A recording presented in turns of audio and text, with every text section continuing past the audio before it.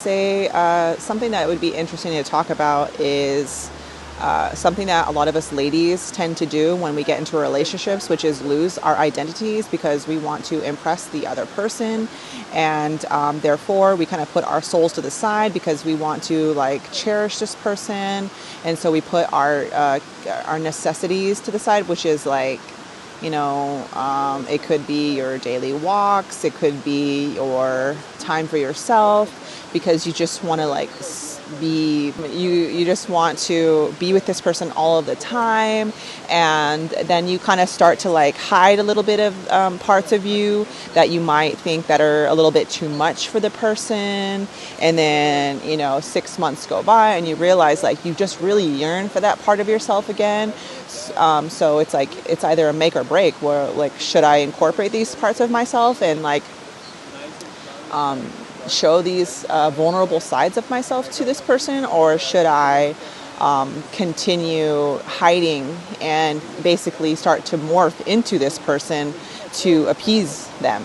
So I feel like a lot of us ladies like to just morph into who we're with in order to stay with them, because it feels good to not be alone. But I'm here to say is like the relationship is going to be a lot more authentic and a lot stronger of a connection once you start to realize like the more vulnerable I am, the more authentic that I am with this person, they can either like it, love it, or leave it. And being in a space like that is a lot more empowering and sexy than it is to just continue to do what you think that they want. Because who's to say that they're not going to be interested in what you like have to say, whether it's something about spirituality, astrology, or I'm just talking about the stuff that I like because why not? Or ancient civilizations that you're interested in. Is it going to scare them away? And it might scare them away. But if that's something that you're interested in, they can either, join in on the conversation, have something to add, or politely walk away, because there's a lot more people that are interested in sharing with you what makes you excited. So my whole premise of this film is just to kind of share with you about like how much more sexy you can be, how much stronger you can be once you decide to be truly you, whatever that is. And we're all walking around with a lot of limitations that we've grown into with our family, with society, and through school, and with our friends. But this is kind of like an uncovering and an unveiling and an excavation of like who you truly are. So you're going to meet this person being at a certain space and place, and little by little you'll kind of like understand like what you're interested in, and what you'll stand for and what you don't stand for. And